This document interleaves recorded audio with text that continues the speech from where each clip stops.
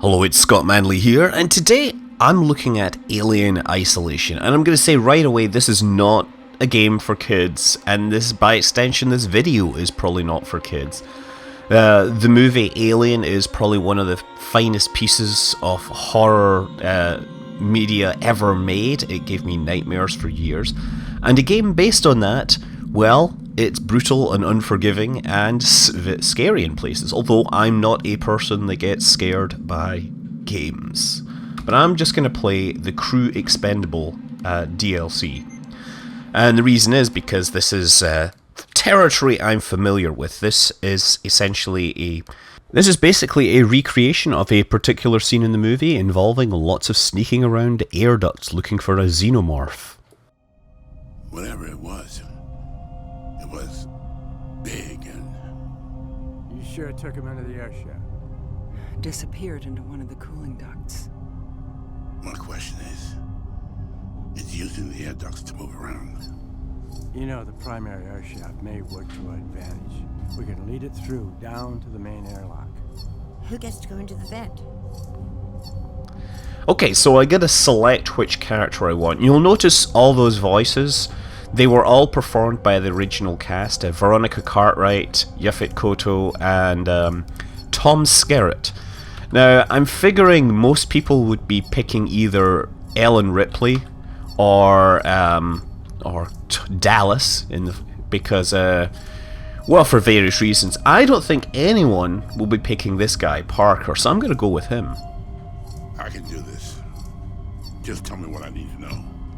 Parker, you lead it into the primary air shaft. We trap it on the lower deck. Then Ash opens the airlock. Lock down the maintenance hatches where Ripley, Lambert, and me are tracking it on the way. Okay, let's do it, people. Okay, so we do have the original voice cast for this, but I have to say, it's pretty obvious listening to them that they're 35 years older. The movie was originally made in 1977, and that's actually important because the aesthetic is pretty much 1977 in space. Look at this compact portable TV that we have in the 22nd century. Yes, this is very realistic. Look at these TVs in the wall, beer cans, oh, Tintin style rocket. This is actually one of my favorite parts, is just wandering around the Nostromo. We have a boombox with tapes. Has anybody out there, does anybody still have one of these? I noticed that they make the tape sound distorted. I have to say, that is way more distorted than real tapes ever were. It's kind of embarrassing. Look, we have the breakfast bar, where one of the greatest scenes in the movie, or rather, this is the food eating area, where of course one of the greatest scenes takes place. I like to see here that they've got bran flakes, cornflakes, coffee, and they have these things here with what looks like Cheerios in them. Cheerios were not in the original movie, as far as I know, because they built all the sets in the UK, and that was not a brand which was available in the UK at that time. Oh, look, some scrap. So it's a survival, scary horror type thing. So you're going to find yourself running around collecting scrap everywhere. Okay, I think this way maybe takes me to the bridge. No, where's the way to the bridge? There's the compact TV. Ah, this is the way. Look, we have coffee machines and stuff. Yeah, 1977 in space. This is what you have to remember. The technology looks hilariously outdated by this point. This is the bridge. So we can run up here. There's Ripley.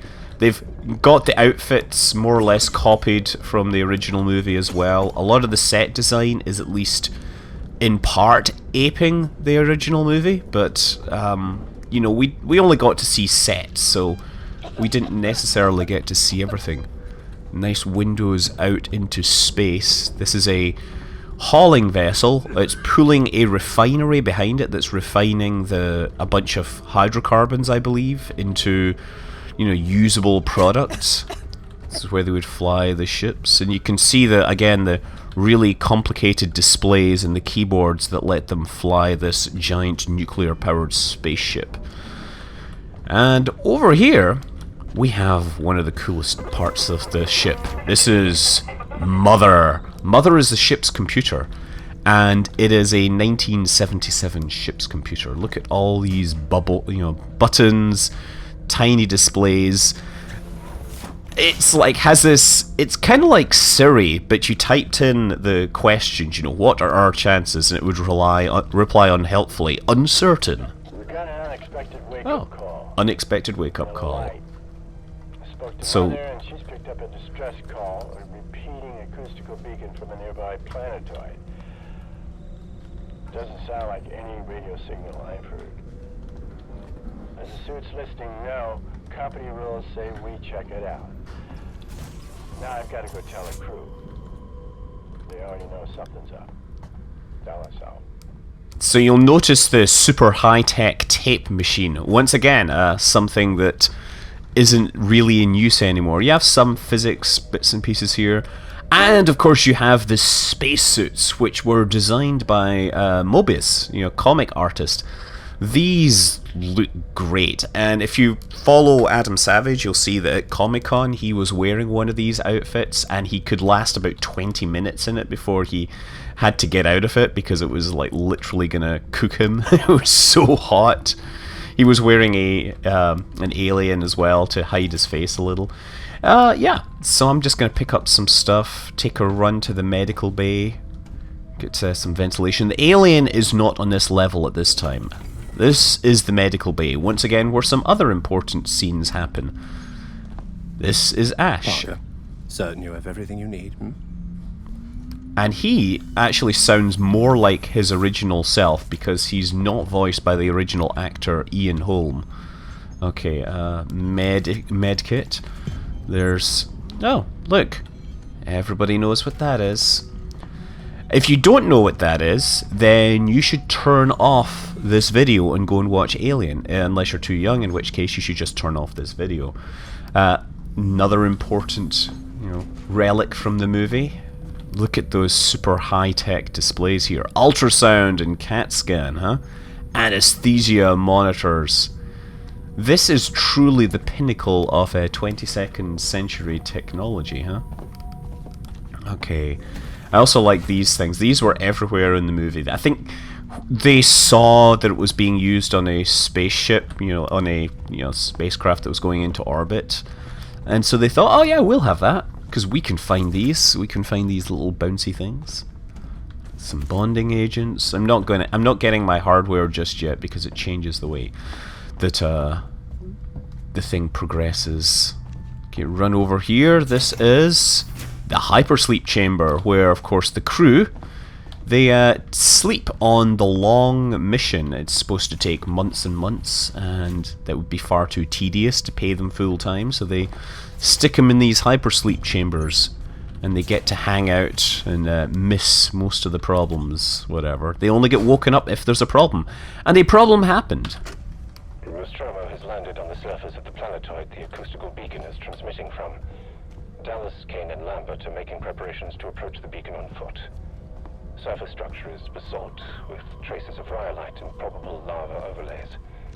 Atmosphere, inert nitrogen, a little oxygen, and high levels of free CO2. Pressure reads at 10 to the 4th dynes per centimeter. Quite a storm raging out there. Well, that really dates it. Dyne is a unit of force, but it's a unit of force in CGS, centimeter grams seconds. So most people don't use that anymore. Okay, so there's my equipment. So I get a flamethrower, and I get a motion detector, which is way better than the one that they had in the movie. I also like that it has the original generic text in the bottom right, attack, sustain, decay. Whoever designed that clearly had read some buttons and things from synthesizers and just put them on their high-tech motion detector. We don't have the flashlight. For some reason there's a flashlight sitting here, but we don't get to take it with me into the air vents. So this is going to be fun. Let's head back the way we came. Just taking in all this lush Nostromo goodness. Look at the number of tapes these guys had. They clearly needed something to keep them busy on their long voyages while they were asleep. Okay. The security system has shut a number of doors, so you'll need to gather equipment en route. Mother isn't really helping the situation, unfortunately. No, she isn't. Well, time to go down and to face the beast. I'm closing the hatch behind you. That doesn't surprise me one little bit. Okay, so now, yes, it is a first-person shooter, but you're not going to be shooting very much. If the alien sees you or hears you, it will come at you, and it will probably kill you unless you can hit it with a flamethrower. In the DLC, you get the flamethrower by default for this particular mission, because that's what you had in the movie. But, yeah, I think I hear... That sound, I think, is the motion detector making some noise. But the motion detector is... Oh, no, that's it. Signaling something. There it is. Alien is coming in. Using macro changes in air density. Responds to aliens and cats. Here's it coming. Gonna sit under this desk and remain totally quiet. Which is, of course, not how you want to hear. Oh, there it is! There is a xenomorph. Okay, so this is coming too close. I'm gonna have to flame it. Oh, didn't matter. And he gets me. Ah, yes. Well, there's all my childhood nightmares. Yeah, the original design of the alien by H.R. Geiger was, frankly, you know, something that hadn't been seen before. The biomechanical look of this thing really, you know, it was the stuff of nightmares of the era. But now, that particular design is actually pretty common. It's pretty much par for the course these days with alien design. Oh. You took your time. Set up my side of the system. I'm a sitting duck here. Anytime you want to take my place, Lambert, be my guest. Okay, so hiding under the desk. That, well, not moving and not trying to flame the thing is probably going to be the problem. Okay, there it is. It's once again outside the door. The question is it going to come in? If it comes in, then you can hopefully just stay still and it won't see you, but that isn't necessarily guaranteed. And I think it can hear the motion detector. This is the door. The doors are activated based upon proximity, so... Lock the door. Oh god, why do you have to make so much noise? Noise is the killer here. Okay, so now, how do I get out of there? The alien was outside the door, so I need to figure out how to get out without the alien seeing me. Okay, let's just see. Now you can use flares to distract it. Now the thing is, when you light the flare, it's going to see you, but you can immediately throw it somewhere else.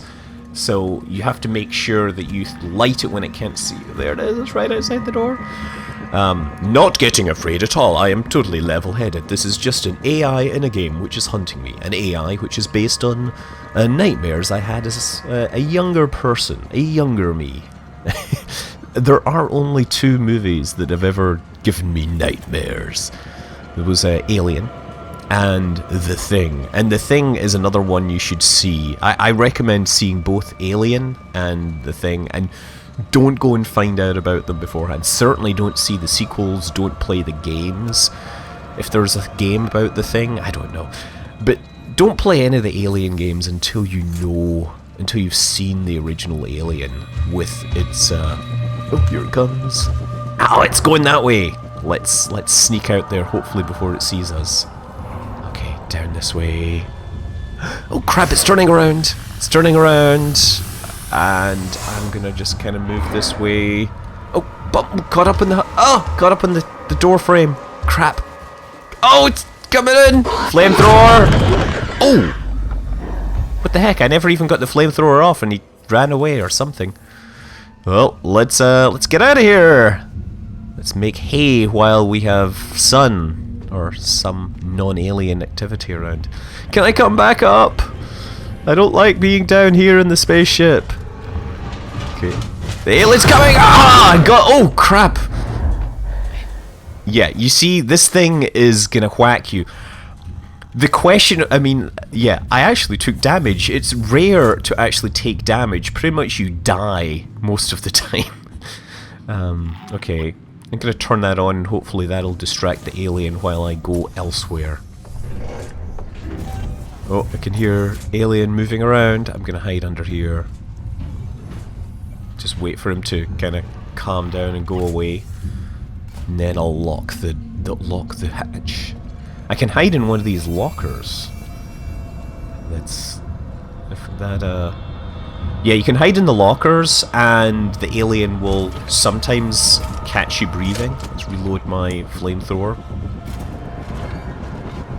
Oh, I hear a door opening, so I'm gonna hide in here. It's hard to tell if that was the door in front of me or not. Obviously, this is me talking in my head. The real character is trying to stay perfectly quiet, but is running through this dialogue in their head, and their internal dialogue is that of a Scotsman. Okay, I don't think the alien is coming in, so let's move out of the room. I wish opening the door wouldn't make so much darn noise. Get that flare, see if there's anything in there. Nothing. Okay, what else? Okay, nothing. I love the big red joystick. I haven't seen a joystick like that in a long time. Also, I think it's interesting they have anachronistically got ROB from the original Nintendo release. That alien is just like right out there. Generally they say, yeah, if it's like 0.5 or less, sit still and wait for it to go away, but I've pretty much found, I don't know, I'm not sure how effective that plan of attack is, or defense. Come on, wait. I'm far too impatient to play this game. I just see the AI stuck in a loop and wonder why it doesn't just come in. It's clearly taunting me. So yeah, I was saying, when the original HR Giger art design came in, this biomechanical stuff, it was like scary in a way that people hadn't seen before. But nowadays it literally is everywhere. I mean, there's kids' cartoons that have this kind of design. Actually, you know... Yeah, by rights it should have been you. But I do not like the amount of noise those things make. Okay, and yeah, I think I'm gonna hide here for a little while, which is a great place for me to stop this. We'll come back in a part 2. Until then, I'm Scott Manley. Fly safe.